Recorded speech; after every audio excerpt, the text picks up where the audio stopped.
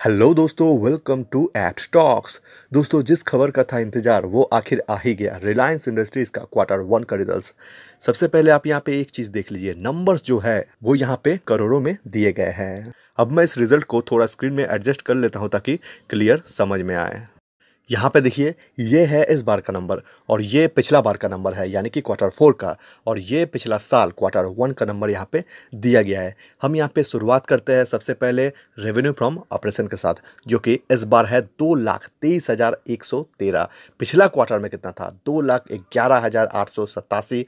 और पिछला साल क्वार्टर वन में था 1,44,372। पिछला साल के मुकाबले तो इस साल कंपनी का रेवेन्यू अच्छा खासा जनरेट हुआ है और पिछला तिमाही के मुकाबले भी यहाँ पे बढ़ोतरी देखने को मिल रहा है। अब रेवेन्यू से अदर इनकम जोड़ने के बाद कंपनी का टोटल इनकम निकल कर आएगा, जो कि इस बार है 2,25,360।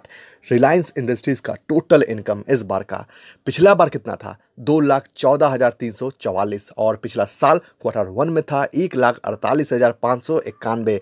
पिछला साल के मुकाबले यहाँ पे कंपनी का इनकम बहुत ही अच्छा खासा हुआ है, आप यहाँ पे देख सकते हो। और पिछला तिमाही के मुकाबले भी इस बार बढ़कर ही आया है।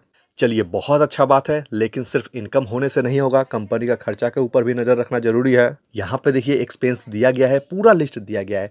हम डायरेक्ट यहाँ पे टोटल एक्सपेंस को कंपेयर कर लेते हैं, जो कि इस बार है 1,98,059। पिछला क्वार्टर में कितना था? 1,92,078। और पिछला साल क्वार्टर वन में था 1,31,284। पिछला साल के मुकाबले यहाँ पे तो खर्चा बढ़ गया है और पिछला तिमाही के मुकाबले भी थोड़ा बहुत बढ़ते हुए ही दिख रहा है। चलिए ठीक है, इतना बड़ा कंपनी है, बिजनेस चलाना है, इतना बड़ा बिजनेस है तो खर्चा तो होगा ही, लेकिन हद में रहे यही ठीक रहता है। हद से ज़्यादा बढ़ जाने से क्या होता है, कंपनी का जो प्रॉफिट है वो कम हो जाता है। खैर, यहाँ पे देखते हैं रिलायंस इंडस्ट्रीज़ के केस में क्या होता है। यहाँ पे देखिए कंपनी का प्रॉफिट लिखा हुआ है। ये जो प्रॉफिट है ये रॉ प्रॉफिट है, ऐसा आप कह सकते हो, क्योंकि सिर्फ और सिर्फ कंपनी के इनकम से एक्सपेंस को हटाकर कंपनी के पास में जो बचा है वो यहाँ पे लिखा हुआ है। यहाँ पे आप देख सकते हो पिछला तिमाही के मुकाबले कितना अच्छा गेन देखने को मिल रहा है। पिछला तिमाही में जहाँ पे था 22,266, जो कि इस बार बढ़कर हो गया है 27,301। और यहाँ पे देखिए पिछला साल कितना था कंपनी का प्रॉफिट? 17,307। वहाँ से बढ़कर इस बार 27,000 हो गया है। चलिए, बहुत अच्छा बात है। अब यहाँ पे देखिए थोड़ा बहुत एडजस्टमेंट होते हुए दिख रहा है। एक्सेप्शनल आइटम तो इस बार है नहीं, ठीक है।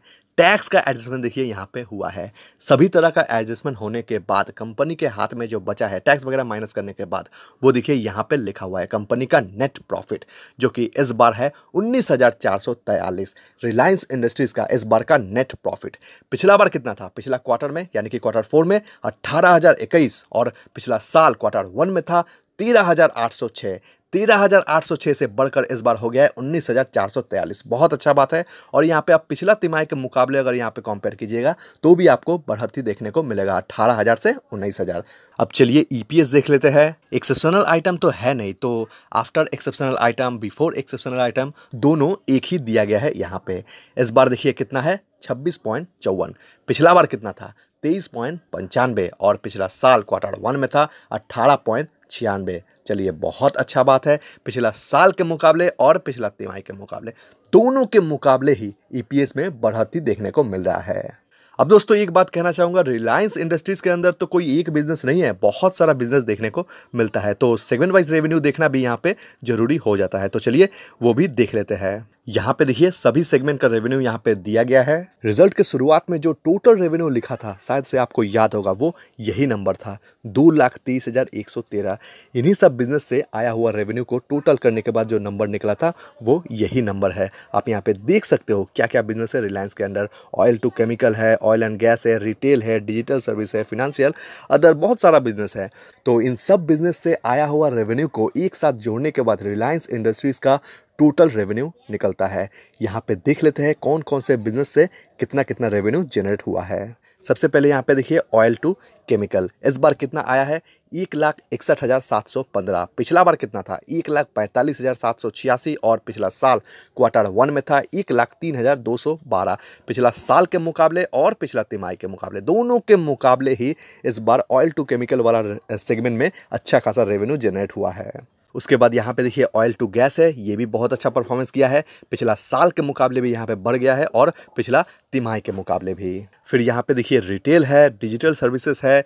डिजिटल सर्विसेज और रिटेल ये दोनों बहुत ही इंपॉर्टेंट सेगमेंट है रिलायंस का। तो सबसे पहले यहाँ पे रिटेल को देखते हैं, 58,569 बढ़िया है। पिछला बार कितना था, 58,019 और पिछला साल 38,563। पिछला साल और पिछला तिमाही दोनों के मुकाबले रिटेल सेगमेंट से अच्छा रेवेन्यू जनरेट हुआ है। उसके बाद डिजिटल सर्विसेज है, जियो वाला कारोबार। यहाँ पे देखिए इस बार कितना हुआ है, 28,511। पिछला बार कितना था, 27,196 और पिछला साल Q1 में था 23,403।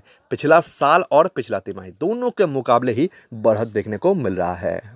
उसके बाद देखिए फिनेंशियल सर्विसेज है, अदर्स है, ये सब यहाँ पे थोड़ा बहुत घटते हुए दिख रहा है। चलिए ठीक है, ये सब थोड़ा बहुत घट भी जाए तो भी उतना कोई दिक्कत नहीं होता है, लेकिन ये जो रिटेल और डिजिटल सर्विसेज है यहाँ पे कोई गड़बड़ नहीं होना चाहिए। ये दोनों पिलर है रिलायंस इंडस्ट्रीज का अभी के डेट में, ऐसा आप कह सकते हो।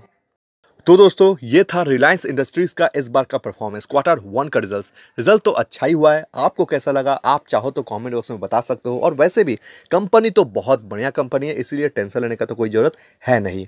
तो अभी के लिए बस इतना ही। जानकारी अगर आपको पसंद आया होगा तो इस वीडियो को एक लाइक जरूर कीजिएगा, और अगर चैनल पर नए हो तो इस चैनल को सब्सक्राइब करके रखिए, क्योंकि शेयर मार्केट से जुड़ा हुआ अपडेट हम इस चैनल पर लाते रहते हैं। तो हम मिलते हैं नेक्स्ट वीडियो में, तब तक के लिए गुड बाय।